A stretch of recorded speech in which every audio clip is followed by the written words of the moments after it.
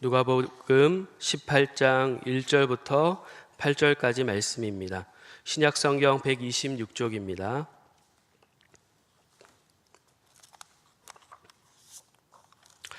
이제 하나님의 말씀을 함께 봉독하겠습니다. 예수께서 그들에게 항상 기도하고 낙심하지 말아야 할 것을 비유로 말씀하여 이르시되, 어떤 도시에 하나님을 두려워하지 않고 사람을 무시하는 한 재판장이 있는데, 그 도시에 한 과부가 있어 자주 그에게 가서 내 원수에 대한 나의 원한을 풀어주소서 하되, 그가 얼마 동안 듣지 아니하다가 후에 속으로 생각하되, 내가 하나님을 두려워하지 않고 사람을 무시하나 이 과부가 나를 번거롭게 하니 내가 그 원한을 풀어주리라. 그렇지 않으면 늘 와서 나를 괴롭게 하리라 하였느니라. 주께서 또 이르시되, 불의한 재판장이 말한 것을 들으라.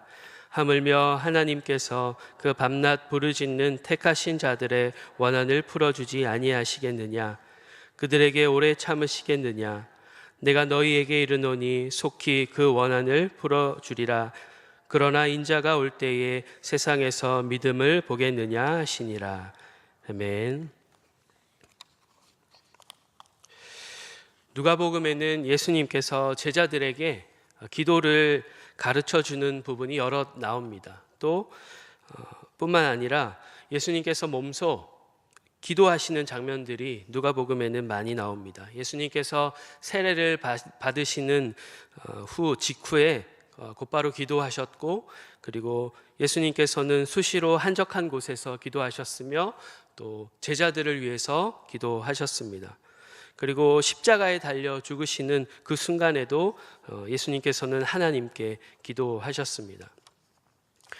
누가복음의 저자 누가는 우리에게 예수님처럼 기도하는 인생이 되어야 함을 요청하고 있는 것입니다. 이것은 또한 다시 말해서 모든 성경의 최종 저자이신 주님께서 우리 모두에게 태어나고 죽는 그 순간까지 우리의 전 인생이 기도하는 인생이 되어야 함을 가르쳐주고 계신 것입니다.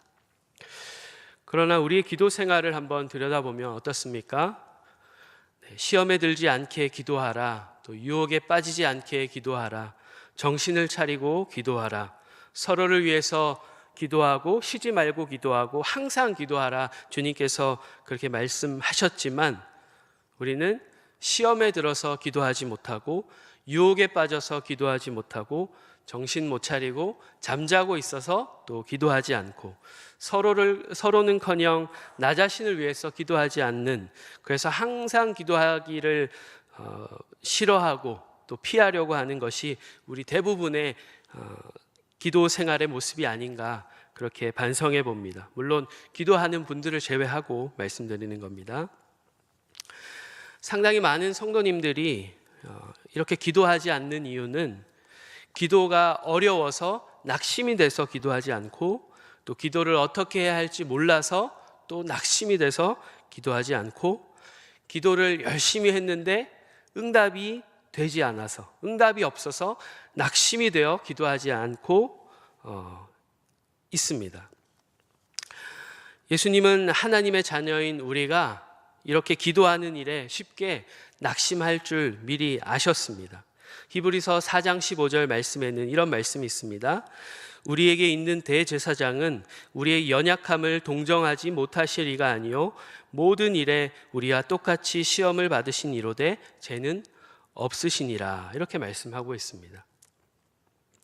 예수님은 죄는 없으셨지만 우리와 똑같은 연약함의 자리에 있어 보셨습니다. 그래서 하나님의 자녀로 사는 우리가 얼마나 기도하기 힘든지, 낙심하지 않고 기도하는 것이 결코 만만치 않다라는 사실을 주님께서는 이미 잘 아셨죠. 그래서 예수님께서는 성경 곳곳에 하나님의 자녀들에게 기도를 계속할 수 있도록 가르침과 권면을 허락해 주셨습니다. 그 가운데 본문이 바로 오늘 본문입니다. 우리가 1절 말씀을 다시 한번 읽어보겠습니다. 예수께서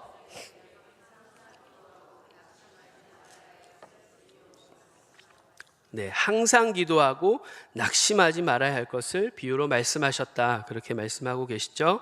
여기서 낙심이라는 단어의 원뜻에는 이런 뜻이 있습니다. 용기를 잃다, 그리고 지치다, 실증나다, 낙담하다, 축 늘어지다, 쇠퇴하다, 약해지다, 이런 뜻이 있습니다. 그래서 다시 말해서 기도하는데 용기를 잃고 또 지치고 실증나고 낙담하여 있고 축 늘어진 모든 성도들에게, 모든 하나님의 자녀에게 위로하시면서 또 도전하시기를, 기도하기를 다시 도전하시기 위해서 이 말씀을 주신 것입니다.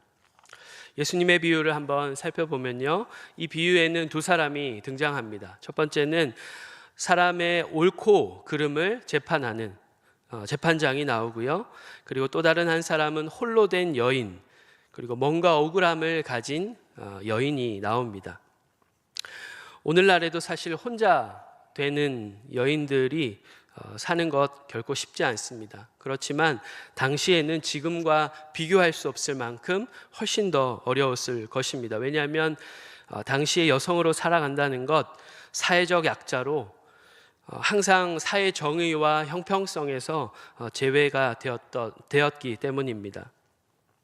이 사회적 약자로 누군가에게 억울하게 피해를 본 이 여인은 할 수 있는 것이 아무것도 없었을 것입니다. 상상해 보면 분명히 여러 가족과 주변인들에게 분명히 억울한 일을 당하고 도움을 요청했을 것입니다. 그러나 아마도 이런 대답을 받지 않았을까요? 뭐 어쩔 수 없지, 그냥 살아, 다 그렇게 사는 거지 뭐, 이런 대답을 받지 않았을까요? 이 여인은 아무도 자신의 억울함을 해결해 줄 수 없다라는 사실을 알게 되었습니다. 그래서 그녀에게 유일하게 남은 희망은 바로 재판장이었습니다. 왜냐하면 그에게는 사회 정의와 질서를 바로 잡기 위해서 일의 옳고 그름을 또 따져서 바르게 잡아줄 수 있는 권세가 있었기 때문입니다. 그래서 여인은 재판장을 찾았고 자신의 억울함을 토로했습니다. 그러나 하필이면 재판장이 상당히 별로인 사람이었습니다.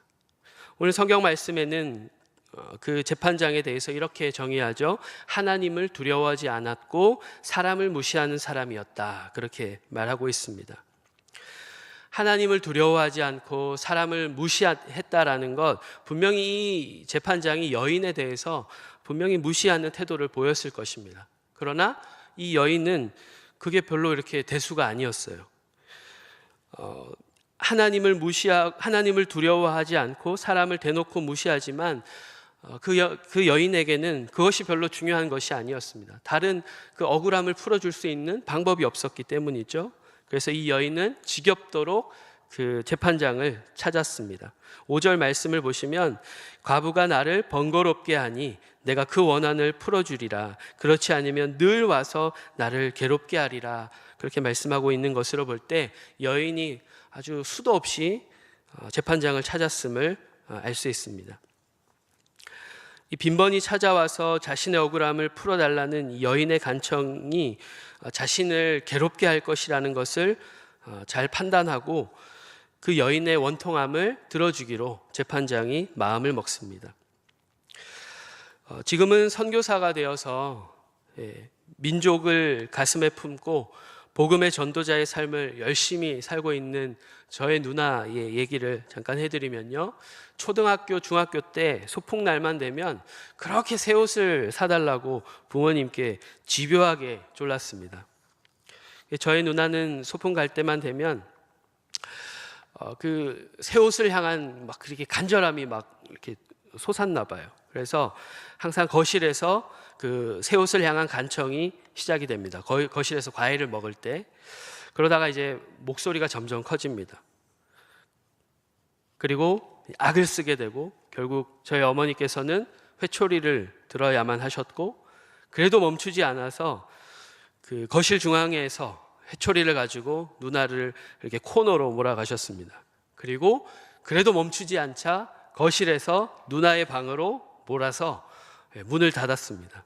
이후에 엄청난 비명과 울음과 회초리 소리가 한동안 계속 들렸습니다.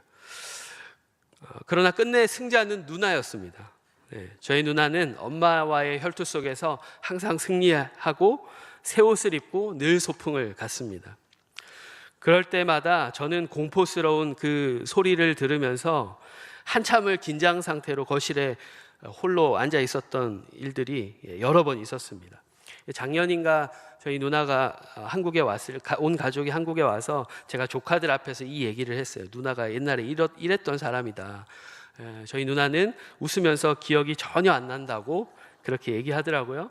저는 말씀 준비하면서 너무나도 생생하게 기억이 나는데 말이죠. 아마 성도님들 가정에도 이렇게 징그럽게 집요한 자녀들이 아마 있을 겁니다.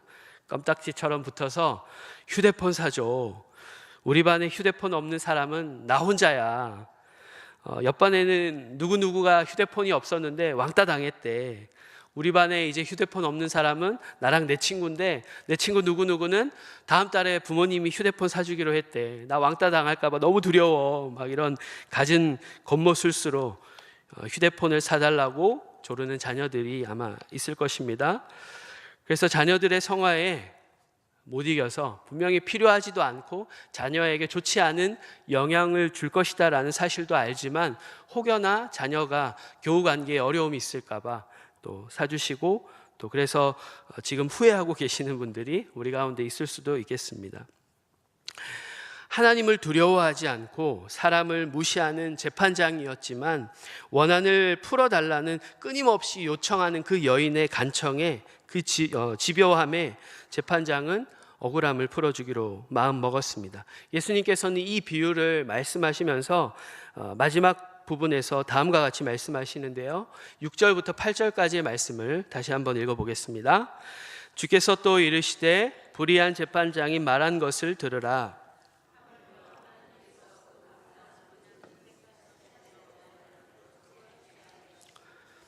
그들에게 오래 참으시겠느냐?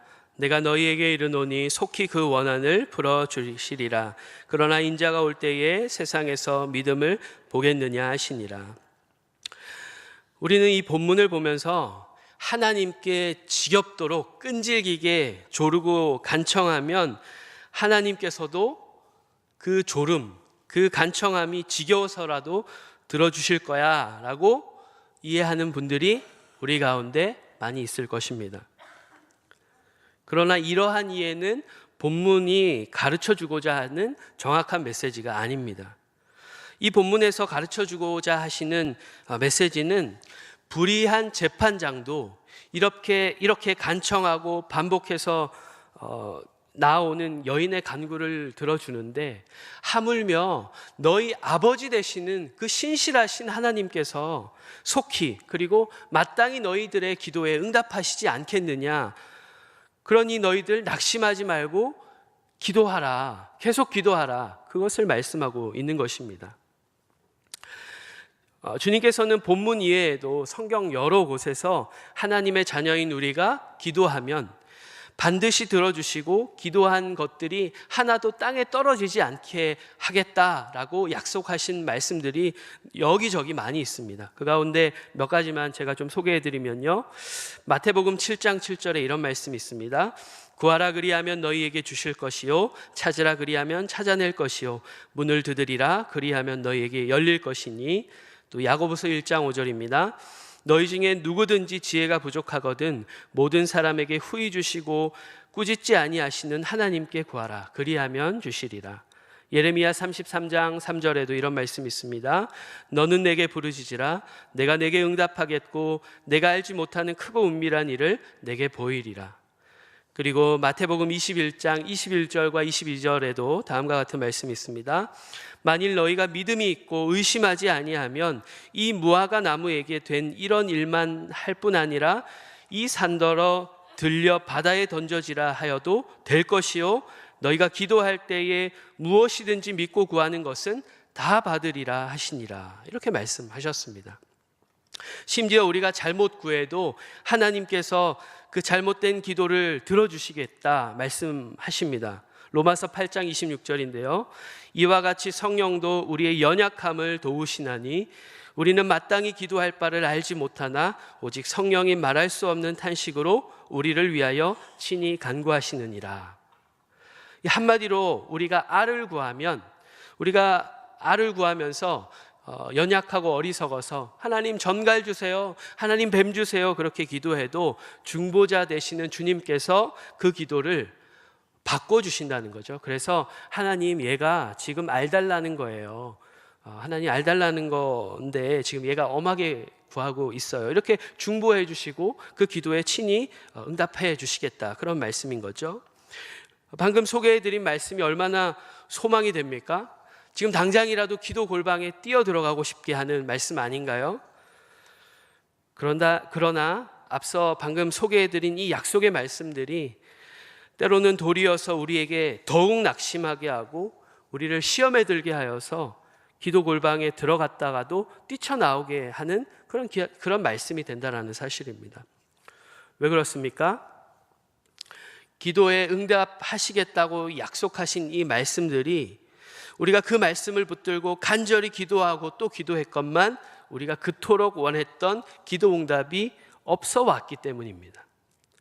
그래서 누군가는 어차피 기도해봐야 달라지는 것은 없지 생각하며 기도하기를 멈춥니다. 또 단지 기도하기를 멈추기만 하면 다행인데, 누군가는 또 제가 만난 많은 분들 가운데에는 기도 응답이 없다는 이유로 낙심해서 그친 것이 아니라 믿음을 저버리고 이제 하나님과 내가 등을 돌리겠다, 그렇게 안티 기독교인들이 된 분들이 제법 많이 있습니다. 여러분, 하나님의 약속이 거짓된 것일까요? 아니면 사실이긴 한데 성경이 쓰인 초대교회 성도들에게만 유효한 말씀, 또 약속이었던 것일까요? 네, 절대 그렇지 않습니다. 살아계신 하나님의 약속은 여전히 유효하고 또 여전히 살아계신 하나님의 말씀은 오늘날에도 성취됩니다. 하나님께서는 살아 역사하셔서 오늘도 저와 여러분의 기도에 신실하게 응답하시는 분이십니다. 이 말씀에는 문제가 없습니다. 문제는 저와 여러분이 문제인 거죠. 우리가 기도 응답이 없다고 느끼는 것은 우리가 바라는 것이 바라는 때에 이루어지지 않는다고 생각하기 때문입니다. 분명히 하나님께서는 반드시 응답하셨는데 그 주신 응답이 내가 바라던 것이 아니고 내가 바라던 때가 아니기 때문에 우리가 귀가 있어도 듣지 못하고 눈이 있어도 보지 못하는 것이라 말씀드릴 수 있습니다. 오늘 본문과 함께 사도 바울의 이야기는 우리에게 매우 위로가 됩니다. 사도 바울은 육체의 가시가 있었다라고 말씀을 소개합니다. 이 사도 바울을 괴롭혔던 육체의 가시는 질병이었던 것으로 많은 분들이 알고 계십니다. 그래서 대부분의 신학자들은 그가 말한 육체의 가시는 간질이었을 것이다, 그렇게 이야기합니다. 사도 바울은 이 육체의 가시가 낫기를 하나님께 여러 번 기도했습니다. 이 사도 바울이 온 민족을 다니면서 그렇게 복음을 전했잖아요. 이 복음을 전하는 일들이 이 육체의 가시 때문에 자꾸만 방해를 받는 거예요. 그래서 사도 바울은 말씀에 보면 3번 기도했다, 그렇게 얘기합니다. 근데 실제로 사도 바울이 3번 기도했을 수도 있어요. 근데 성경에서 숫자 3은 완전수를 의미합니다. 그래서 아마도 사도 바울이 진짜 최선을 다해서 할 수 있는 대로 이 육체의 가시가 낫기를 기도했다라는 것이죠. 그리고 자신의 건강을 위해서, 자신의 유익을 위해서 구한 것이 아니라 하나님 나라의 복음의 전파에 방해가 되기 때문에 하나님을 위해서 구한 것이죠. 그런데 어떻습니까? 우리가 잘 아는 것처럼 하나님께서 사도 바울의 기도에 그가 바라던 대로 육체의 가시가 낫게 하는 일은 있지 않게 하셨습니다. 응답하시지 않으셨습니다. 도리어 주님은 그렇게 말씀하셨죠. 내 은혜가 내게 족하다, 그렇게 말씀하셨을 뿐입니다. 자신의 유익을 구한 것도 아니고 하나님 나라 복음의 확장을 위해서 구했는데 하나님께서 그것을 들어 응답하시지 않으셨습니다. 하나님께서 어떻게 응답하셨고 또 어떻게 사도 바울이 그 응답에 반응했는지 우리가 같이 말씀을 찾아보기 원하는데요. 고린도후서 12장 7절부터 10절까지 말씀을 같이 한번 보겠습니다. 고린도후서 12장 7절부터 10절까지 말씀입니다.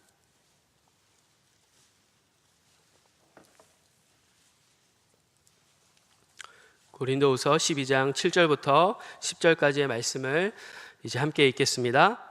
여러 계시를 받은 것이 지극히 크므로 너무 자만하지 않게 하시려고 내 육체의 가시 곧 사탄의 사자를 주셨으니 이는 나를 쳐서 너무 자만하지 않게 하려 하심이라. 이것이 내게서 떠나가게 하기 위하여 내가 3번 주께 간구하였더니 나에게 이르시기를 내 은혜가 내게 족하도다. 이는 내 능력이 약한 데서 온전하여 짐이라 하신지라. 그러므로 도리어 크게 기뻐함으로 나의 여러 약한 것들에 대하여 자랑하리니 이는 그리스도의 능력이 내게 머물게 하려 함이라. 그러므로 내가 그리스도를 위하여 약한 것들과 능욕과 궁핍과 박해와 곤고를 기뻐하노니 이는 내가 약한 그때에 강함이라. 아멘. 여러분, 만약에 육체의 가시를 낫게 해달라는 이 사도 바울의 간청에 주님께서 응답하셔서 사도 바울의 육체의 가시를 낫게 하셨다면 사도 바울 그의 입에서 고백되어진 너무나도 아름다운 고백, 내가 약한 그때의 강함이라, 이런 놀라운 신앙적인 고백을 우리는 들을 수 없었을 것이죠. 그리고 사도 바울이 누리고 경험했던 그 하나님의 능력과 하나님의 교제를 통해서 쓰여진 바울 서신들도 우리는 볼 수 없었을 것입니다. 기도의 고전인 영의 기도를 쓴 오할레스비라는 사람은 다음과 같이 육체의 가시를 이야기하는데요. 사도 바울이 늘 겸손한 태도로 하나님의 능력을 풍성히 받아 누릴 수 있었던 것과 기도의 씨름을 통해서 하나님과 교제하여 위대한 비결을 얻은 것은 육체의 가시 덕분이었다, 그렇게 말했습니다. 전능하신 하나님께서 자신을 위해서 구하지 않고 하나님 나라를 위해서 구했던 이 사도 바울의 기도를 충분히 들어 응답해 주실 수 있는 분이셨습니다. 그러나 하나님께서는 끝내 사도 바울이 바랐던 기도 응답을 주시지 않았죠. 왜냐하면 하나님께서 사도 바울에게 주시고자 하셨던 것은 육체의 가시 정도가 낫는 것, 그것을 넘어서는 주님께서 더 크고 놀라운 일들을 주고 싶으셨기 때문입니다. 그래서 하나님께서 사도 바울이 그토록 바랐던 육체의 가시를 낫게 하는 일을 하시지 않았던 거죠. 하나님이 주시고자 하셨던 것은 훨씬 더 좋은 것이었다, 우리는 기억해야 합니다. 저와 여러분은 항상 착각 속에 삽니다. 스스로 지나치게 스스로를 신뢰해서 우리가 우리 자신에게 필요한 것이 무엇인지 가장 잘 안다고 저와 여러분은 항상 그렇게 생각합니다. 그래서 하나님께서 우리가 하나님께 기도했을 때 기도 응답이 내가 바라는 것이 들어지지 않을 때, 내가 생각하고 바라던 그 결과가 생기지 않을 때 우리는 즉시 하나님께 원망하게 되죠. 하나님께서 어떻게 나한테 이러실 수가 있습니까? 하나님이 날 사랑하시면 이렇게 하시면 되는 겁니까? 이렇게 원망하고 불평하고 심지어 하나님 존재에 대해서 의심을 품게 됩니다.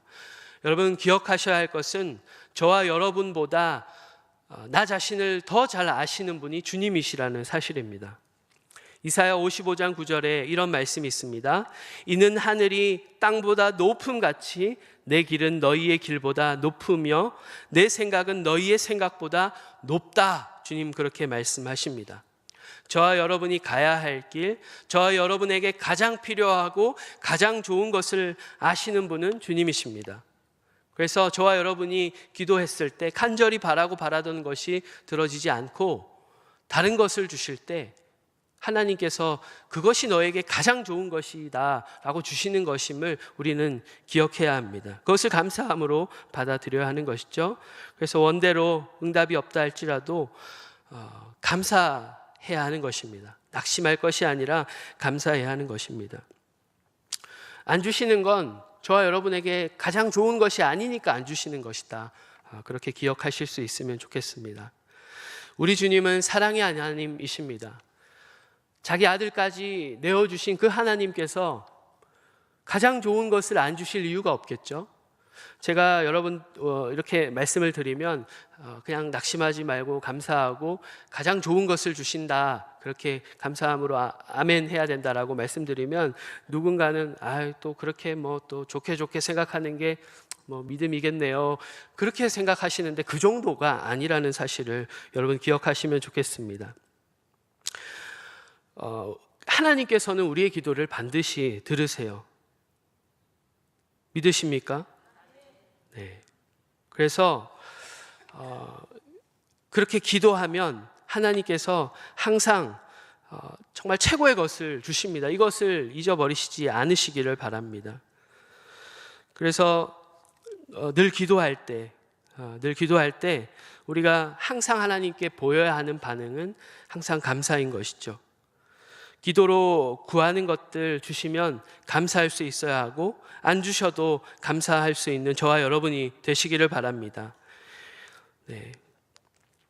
그래서 우리가 감사의 절기 이 순간에 그냥 무조건적인 감사를 하나님께 보이실 수 있으면 좋겠습니다.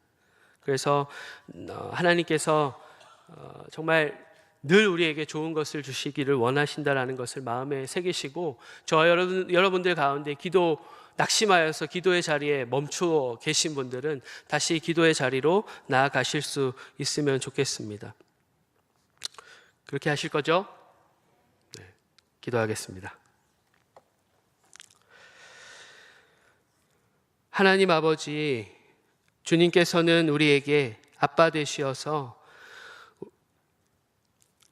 늘 우리가 올려드리는 기도를 항상 들으시고 항상 응답하시며 언제나 가장 좋은 것을 주시는 분이심을 믿고 감사합니다.